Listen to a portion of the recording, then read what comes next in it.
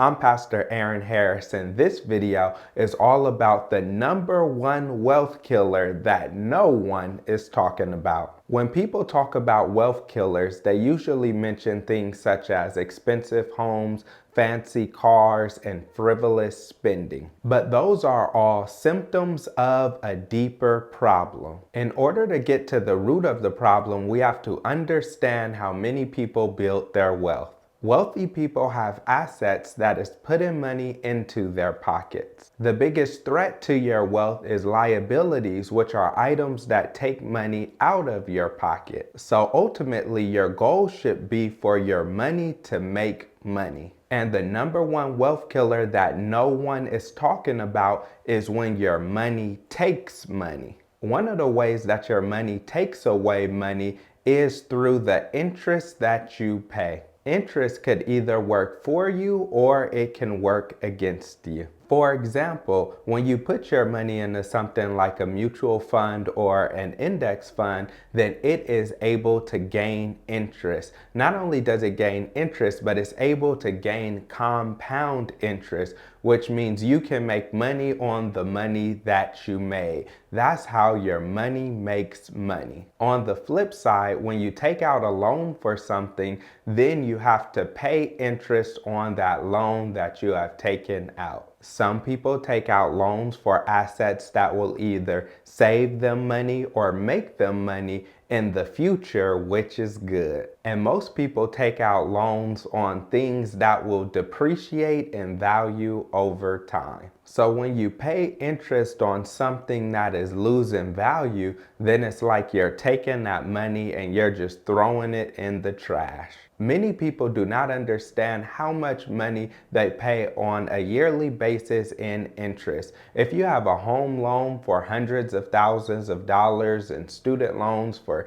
tens of thousands of dollars and car loans for tens of thousands of dollars and credit card loans for thousands of dollars, then you could easily be paying $50,000 each and every year towards your loans. That's $50,000 that's not going towards the principal, that's not helping you out in any way. It is just money that is being burned. And over time, if you take out too many loans and have to pay too much money in interest, it will stop you from having money to be able to save and invest. And many people overlook this discussion about interest payments because they are encouraging you to go out and take loans. If someone is going off to school and you're taking out school loans, then most people will applaud you and encourage you to keep taking out more loans. If someone wants to go buy a new home, then people will clap and they will celebrate you buying that new home and getting more loans.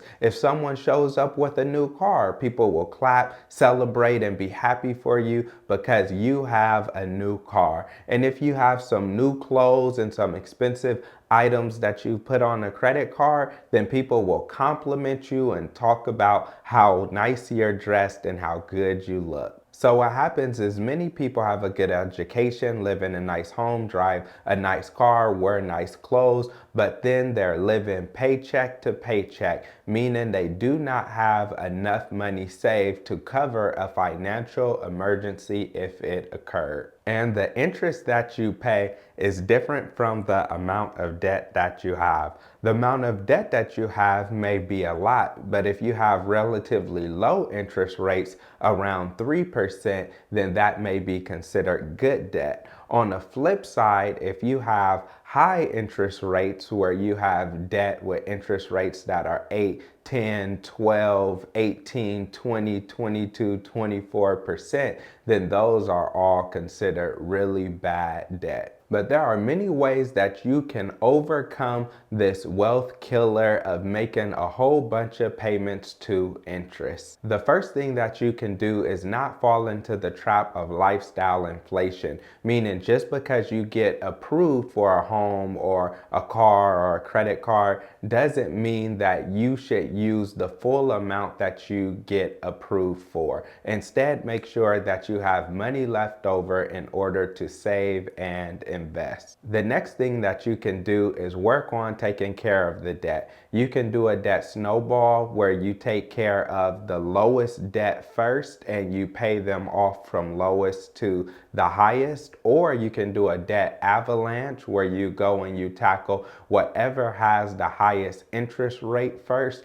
and you start paying that down, or you can do debt consolidation where you get all your debt together, you put it in one package and you refinance it so that you will have a lower rate on all your loans. The third thing that you can do is have a financial vision and financial goals. Once you have a financial vision and financial goals, then it'll be easier for you to say no to accumulating more debt and paying high interest on debt so that you could say yes to that financial vision that you have for your future. Another thing that you can do to help you with your debt and help you to not pay high interest payments is to make sure that you are saving money each and every month.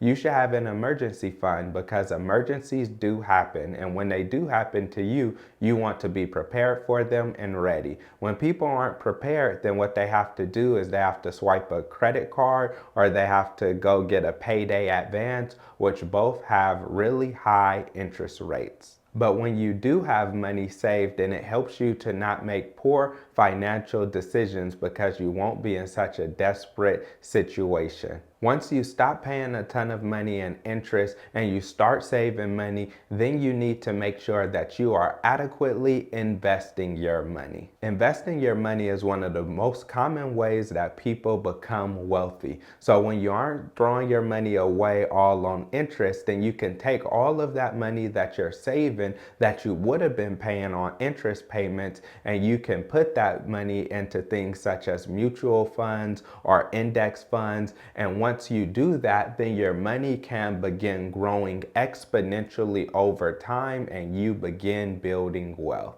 I know it's tempting for you when you get approved for that dream home, or you're approved for a loan for that dream car, or you're approved for that credit card and you can just go swipe and eat where you want and wear what you want and buy what you want. But really what you have to do is you have to make sacrifices today so that you can be wealthy tomorrow. So the reason that paying interest is the #1 wealth killer is because it is something that silently sneaks up on you. People will applaud you while you're taking out the loans for college. People will celebrate your new home. People will congratulate you on your new car. People will compliment you on your new clothes, all of which you can go and take loans out for and get into more debt because of, and people will celebrate you along the way, which will build something in your mindset that will encourage you to go out and borrow more money and take more loans. But because you watch this video, you'll make wise financial decisions. You won't live above your means, you won't live at your means, but you'll actually live below your means so that you can do what you need to do in order to reach your financial vision and be wealthy in your future. So if you enjoyed this video, then watch the rest of the videos on my page, which is all about financial literacy. It'll teach you about saving, about investing, about avoiding debt. It'll tell you about good debt, bad debt. It'll tell you about how to create a financial vision, how to set financial goals, and how to achieve a strategy that you have, how to set up a budget, and everything you need to know about money. So continue watching and learning.